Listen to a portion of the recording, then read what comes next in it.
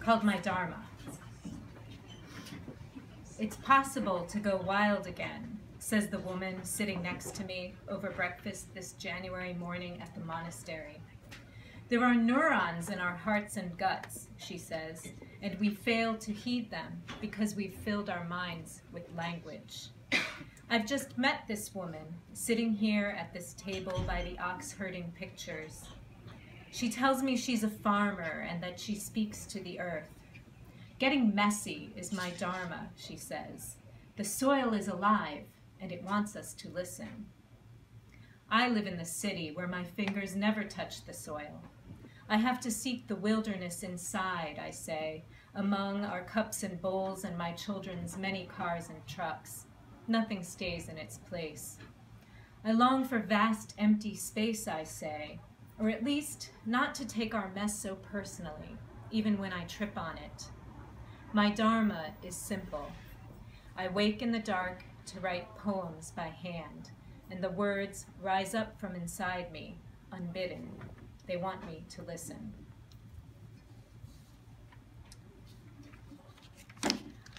This is called Matrilineage.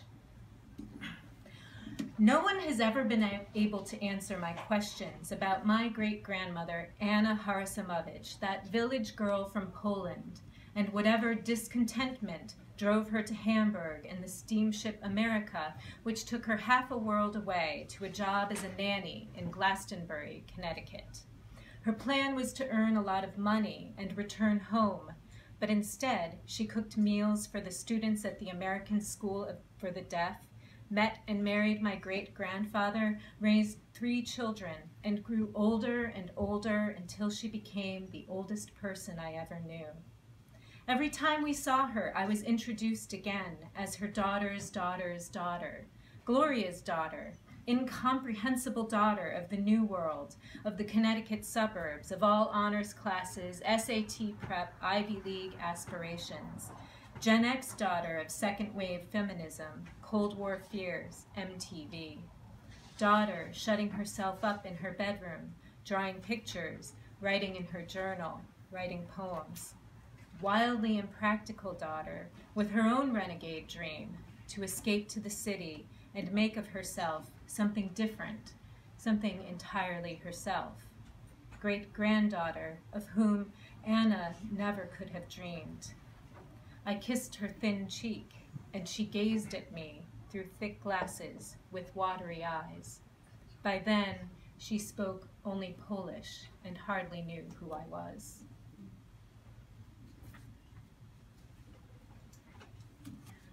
Who invited you? My great-grandmother would say when someone said something silly or strange. It was a joke, but still I often wondered if, in all those years at the end of her life that she spent sitting in an armchair by the window, she marveled at arriving at the late 20th century on Wareham Road in Windsor, Connecticut, and if the orderly lawns of the neighborhood seemed real to her, and if we seemed real to her, or if she really wanted to know who had invited us into her life, we who were so foreign and unlike the sisters whom she had left so many decades and thousands of miles away in Poland. Did she miss them? And did she miss the pastures where, as children, they drove the neighborhood cows for a few pennies pay and a day in the grass and sunshine? In the years since she died, I've seen how life fills up with new people to love. And though I remember pushing their bodies out of mine and having them laid naked and nameless on my chest, I sometimes ask myself, who invited these children? And how did they get here? Which is really a way of asking how I got here to the 21st century in Brooklyn, New York, and how I came to be this particular 42-year-old woman with these particular children leaning their warm bodies against mine as I read to them and long for the hush and good nights of my own childhood when, if thirst and bad dreams troubled me, I could call for my mother and she would come.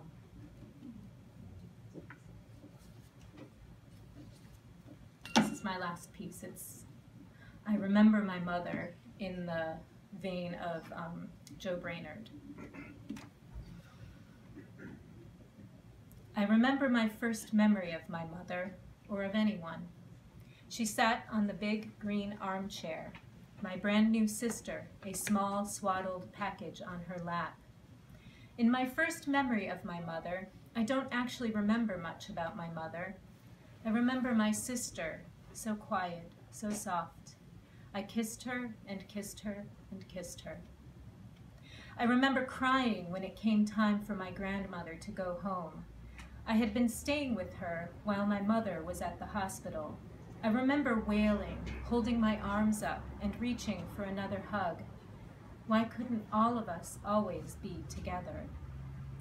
I remember asking my mother to tell me stories about when she was a little girl. I remember that she never told me any.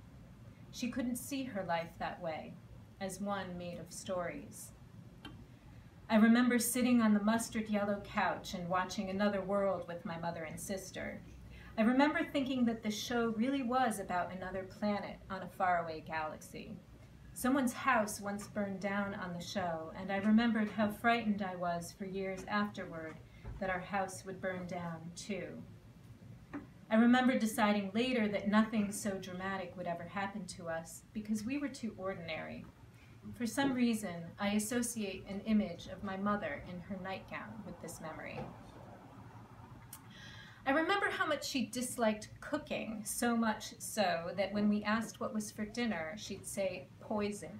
An answer whose bitterness I never noticed until years later, when someone else pointed it out. I remember that she packed an apple with my lunch every day. She cut up the apples, and the slices turned brown in my lunchbox, which smelled of old apples. I remember enduring each apple, eating it even if it was soft or mealy. I never threw one away. I remember those few outlaw days when we had nothing but ice cream cones for lunch. I remember her indulging in the occasional cigarette long after she had quit. I remember my protests and her promise that she wasn't going to start smoking again, and she didn't. I remember how much she swore and how frightened I was as a little girl that she would go to hell because of it, and we would be separated for all eternity in the afterlife. I remember that on the evening of my first confession, the priests heard confessions at the front of the church on either side of the altar. I remember seeing my mother confessing. She waved her hands and smiled as she spoke, as though she were glad to tell the priest about her sins. I remember the colors she liked to wear, pale blues, greens, and browns, like the sand, sea, and sky on Cape Cod. I remember how the smell of the salt marshes filled the car as we drove down Herringbrook Road in Eastham, Cape Cod. I remember how large the sky was and how scarce the grass, and that the pine trees grew stunted and twisted in the wind. My mother said the land was covered with woods when the Pilgrims arrived, and I remember how badly I wanted the trees to grow tall again, and for their purchase in the sands to keep the whole thing from getting swept away to sea. I remember walking along Coast Guard Beach with my mother, searching for smoothed and beautiful stones and bits of worn glass. I remember the ocean, the roar of the ocean, the chill of its water, how it filled up my footprints and washed them away. I remember that she spoke then of the collective unconscious, of worship of the sun and sea, and I remember wondering if she was secretly a pagan, so secretly that she did not even know herself. I remember her asking if I was glad to be a girl rather than a boy, and how I longed for these conversations, and how uncomfortable I felt when they happened.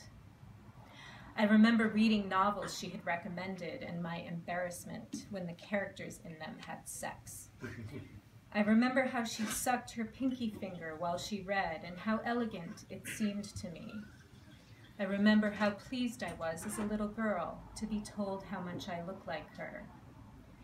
I remember my sadness one summer on Ossipee Lake. despite the blue sky, the water, the view of the mountains, my paints and colored pencils, and my stacks of books to read. I didn't understand this sadness with no reason. I remember telling my mother about this sadness and my surprise that she, too, knew the sorrow of waiting for life to begin. I remember noticing in college how often I started a sentence, "my mother," or "my mother says." I remember my shame at this. I remember helping her up the stairs one time when she was sick, and that her hands looked like the hands of an old woman.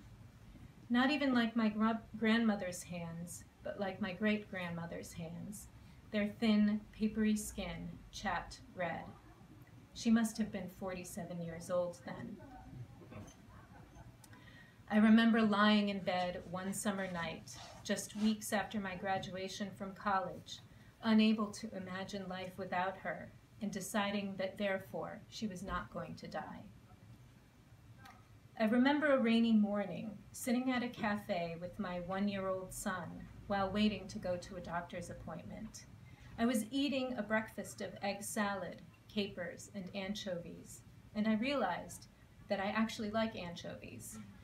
I remember remembering that my mother liked anchovies too, but not being sure whether the memory was true.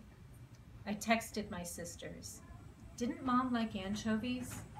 I remember that none of us could be sure.